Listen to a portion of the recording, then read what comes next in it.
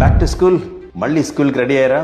అందరూ నిర్దిష్టంగా చెప్పే school uniform okay, shoes okay, text books okay, ఇవన్నీ ఎలాగూ ప్రామాణికంగా కొంటారు.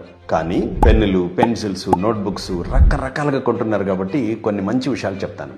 ఇలాంటి మామూలుగా వాడే పెన్స్ అన్నీ కాదండోయ్, 5-10 రూపీస్లో ఉండే బాల్ పాయింట్ పెన్ ఓకే, 0.5, 0.6, 0.7 మీకు ఎంత థిక్నెస్ బాగుందనిపిస్తే ఒక మంచి బాల్ పాయింట్ పెన్ తీసుకెళ్ళండి. పెన్తో రాయడం మొదలైన వాళ్ళు ఒక హైలైటర్ యూస్ చేస్తే చాలా మంచిది.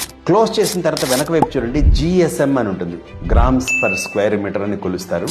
70 GSM లేదా 70 GSM కంటే పైన ఉండే పేపర్లు చాలా బాగుంటాయి. వాటికి మంచి హైలైటర్ వాడి ఇంపార్టెంట్ పాయింట్, చాలా మంచి పదం, చాలా టఫ్ వర్డ్, లేకపోతే గుర్తుపెట్టుకోదగ్గ ఫ్రేజ్, అలాంటివన్నీ ఒక హైలైటర్తో హైలైట్ చేయడానికి ట్రై చేయండి. చిన్న పిల్లలు కానీ పెన్తో స్టార్ట్ చేసిన వాళ్ళు బొమ్మలు వేయడానికి కానీ పెన్సిల్ వాడేటప్పుడు ట్రయాంగిల్ పెన్సిల్ మంచిది. చూసారా, 3 కోణాలు ఉన్నాయి. ఒక కోణం మిడిల్ ఫింగర్కి, ఒక కోణం థంబ్కి, ఒక కోణం ఇండెక్స్కి కరెక్ట్గా సెట్ అవుతుంది. ఎరేజర్ లేని పెన్సిల్స్ అయితే చాలా మంచిది.